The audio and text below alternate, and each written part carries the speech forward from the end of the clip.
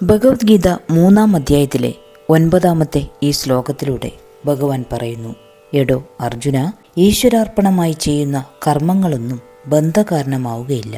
അപ്രകാരമല്ലാത്ത കർമ്മങ്ങളിൽ, കാമ്യകർമ്മങ്ങളിൽ ഏർപ്പെടുന്നത് കൊണ്ടാണ് ലോകം ദുഃഖബന്ധമായി തീരുന്നത്. അതുകൊണ്ട് നീ ഫലാപേക്ഷ കൂടാതെ സകലതും ഈശ്വരാർപ്പണമായി കരുതി കർമ്മങ്ങൾ ചെയ്യണം. ഈശ്വരൻ സർവവ്യാപിയായതുകൊണ്ട് അത്തരം കർമ്മങ്ങൾ ലോകോപകാരകമാകുമെന്നുകൂടി മനസ്സിലാക്കുക.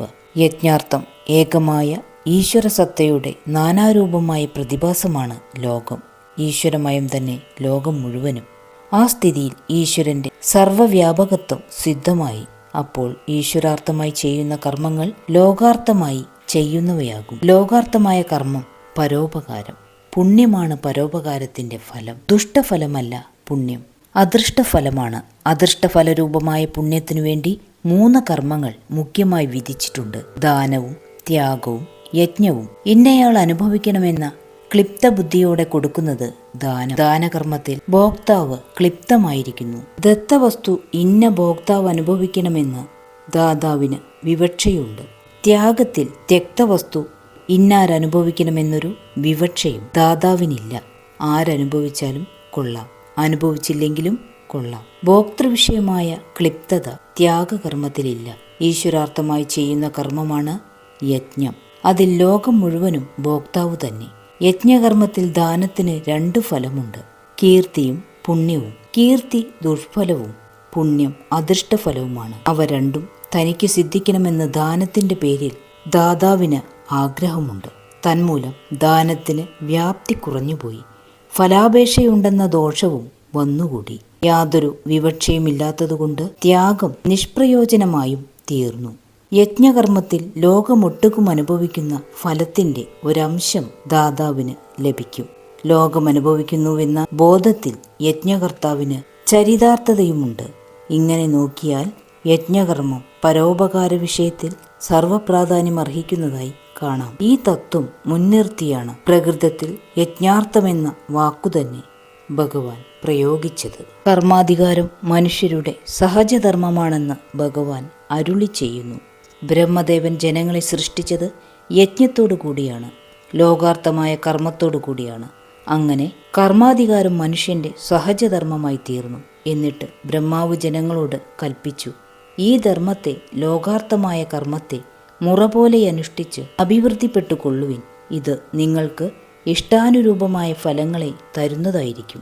എല്ലാ ജനങ്ങളും ലോകാർത്ഥമായ കർമ്മത്തെ സ്വന്തം ധർമ്മമായി സ്വീകരിച്ചാൽ ഐകമത്യവും ആത്മശാന്തിയും എവിടെയും പൂർണ്ണമായി അനുഭവപ്പെടും. ആ നിലയിൽ ലോകം മുഴുവൻ അഭിവൃദ്ധിയുടെ അഗ്രഭൂമിയിലെത്തുകയും ചെയ്യും. ബ്രഹ്മദേവൻ ജനങ്ങളോട് പറഞ്ഞതിനെ ഭഗവാൻ തുടർന്ന് പ്രസ്താവിക്കുകയാണ്. ഇന്ദ്രിയവൃത്തിരൂപമായ ലോകത്തെ ഈ ധർമ്മം കൊണ്ട്, യജ്ഞം കൊണ്ട് സന്തോഷിപ്പിക്കണം. അങ്ങനെ സന്തുഷ്ടമായ ലോകം നിങ്ങളെയും സന്തോഷിപ്പിക്കും. പരമോത്കൃഷ്ടമായ ശ്രേയസ്സിനെ പ്രാപിച്ചാലും അപ്രകാരം നിങ്ങൾ അന്യോന്യം സന്തുഷ്ടരായി പരോപകാരം കൊണ്ട്, ലോകാർത്ഥമായ കർമ്മം കൊണ്ട് ലോകം നിശ്ചയമായും സന്തോഷിക്കും.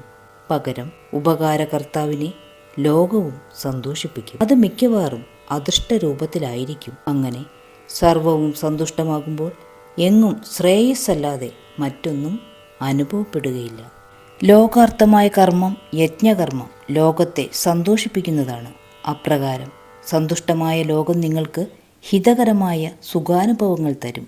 ആ സുഖാനുഭവങ്ങളുടെ ഒരംശം ലോകത്തിനു തന്നെ തിരിച്ചു കൊടുക്കണം. അങ്ങനെ കൊടുക്കാതെ എല്ലാം സ്വയം അനുഭവിക്കുന്നവൻ കട്ട് തിന്നുന്നവൻ തന്നെ. എല്ലാവരും ലോകാർത്ഥമായ കർമ്മത്തിൽ, ലോകസേവനത്തിൽ അധികാരികളാണ്.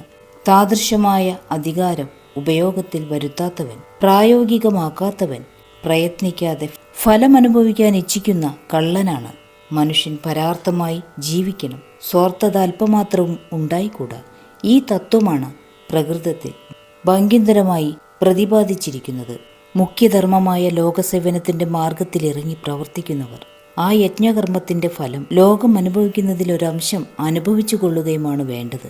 ഇപ്രകാരം ചെയ്യുന്നവരാണ് സജ്ജനങ്ങൾ. അവരെ സകല പാപങ്ങളും വിട്ടുപോകുന്നു. സ്വകാര്യ ലാഭത്തിനു മാത്രം യത്നിക്കുന്നവർ പാപികളാണ്. അക്കൂട്ടർ യത്നഫലരൂപത്തിൽ അനുഭവിക്കുന്നത് പാപം തന്നെയാകുന്നു. പരാർത്ഥമായ പ്രവൃത്തിയുടെ ഫലം പാപമോചനം അഥവാ മുക്തി. സ്വാർത്ഥകർമ്മത്തിൻ്റെ ഫലം പാപം. ആദ്യത്തെ മാർഗത്തിൽ പ്രവർത്തിക്കുന്നവർ സജ്ജനങ്ങൾ, രണ്ടാമത്തെ കൂട്ടർ ദുർജനങ്ങൾ. സജ്ജനങ്ങൾ ലോകസേവന തൽപരന്മാരായിരിക്കും, ദുർജനങ്ങൾ സ്വകാര്യ തൽപരരും.